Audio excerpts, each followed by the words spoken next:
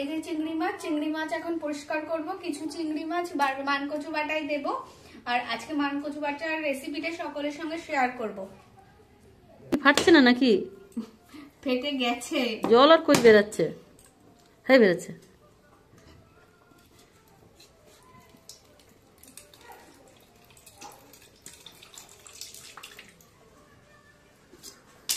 এবার নারকেলটা পুরো বোমবাস্ট।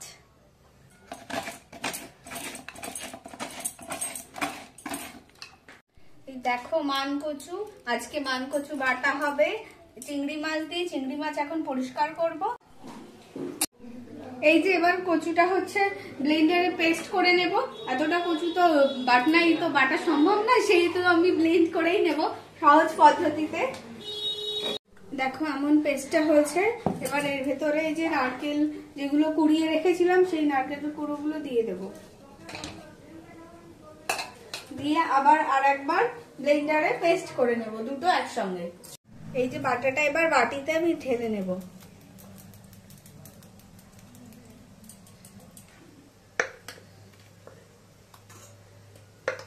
এবার এই মশলাগুলো আমি পেস্ট করে নেব।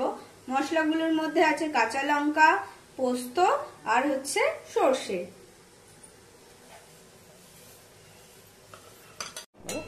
এবার হচ্ছে তেলে চিংড়ি মাছটা দিয়ে দেব।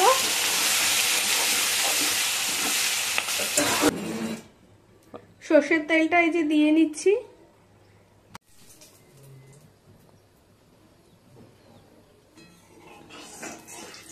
তেলটা গরম হয়ে গেছে। এবার যে মশলাটা পিষিয়ে রেখেছিলাম সেটা এখন তেলের উপর দিয়ে দেব। কষে এসছে। এবার মশলাটা কষা হয়ে গেছে। এবার এই যে পেস্ট করে রাখা কচু আর নারকেল বাটাটা দিয়ে দেব।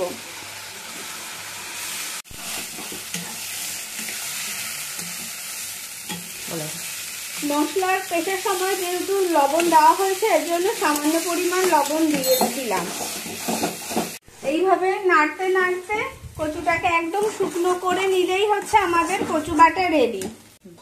এবার সামান্য লেবু দিয়ে দেব যাতে গলা না চুলকায়, যদি চুলকিয়েও থাকে তাতে যাতে এটা কচু বাটা এই পর্যায়ে চলে আসলেই তখন হচ্ছে আমরা এই যে ভেজে রাখা চিংড়ি মাছগুলো দিয়ে দেব।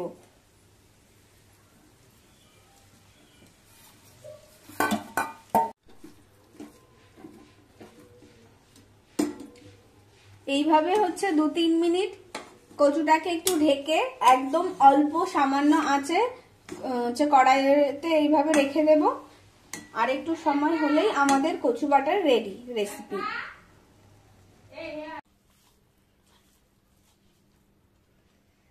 কচু বাটা দিন।